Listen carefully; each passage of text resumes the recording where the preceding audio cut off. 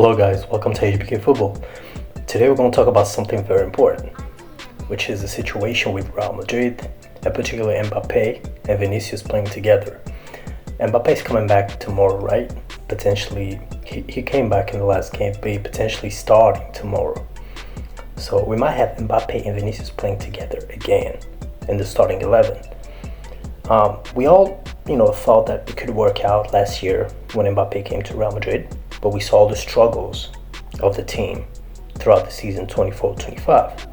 Now I'm going to explain you why they struggle with Mbappé and Vinicius together in the pitch.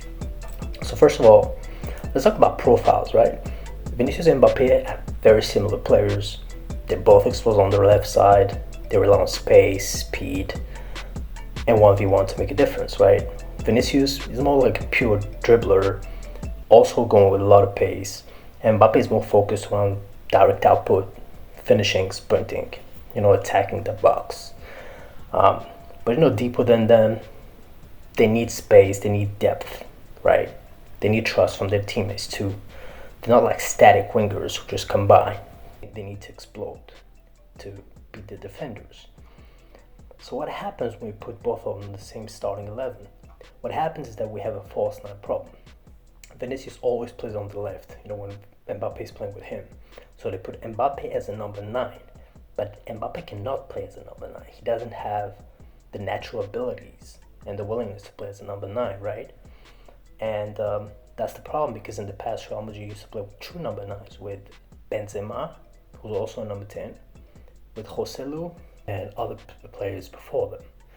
The true story is that they need a real player, a real number 9, who can play the role of a pivot, who can absorb the pressure to give them some relief to Mbappé, to Vinicius, right? Because they rely too much on combination and they want space. So if you have Mbappé playing 9 and Vinicius playing as, a left winger, but both with the same profile, you will never find the right guy or the right player to put the other in the best conditions, right? So they cannot be complementary. They need someone who offers them a different profile, who's able to attract defenders, who's able to play with his head, give them space and be dangerous during corners too, because Real Madrid is lacking tall players and players who have great heading ability. That's why they're not scoring as much as before during corners, during free kicks, because they're lacking that ability. They're lacking Sergio Ramos style ability. They're lacking Joselu style ability.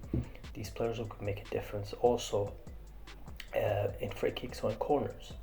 So what is the solution, basically? Two solutions. Either you put one of them on the bench. Rodrigo is probably leaving during the summer.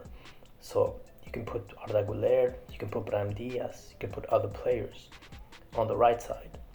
Or what you can do also is put Mbappé on the right. And I think that's the best solution. You put Garcia as a pivot, as a number 9. You stick with Vinicius on the left and you go with Mbappé on the right. Mbappé used to play brilliantly in the past. As much as he still have his pace and the ability to accelerate like he did in Monaco,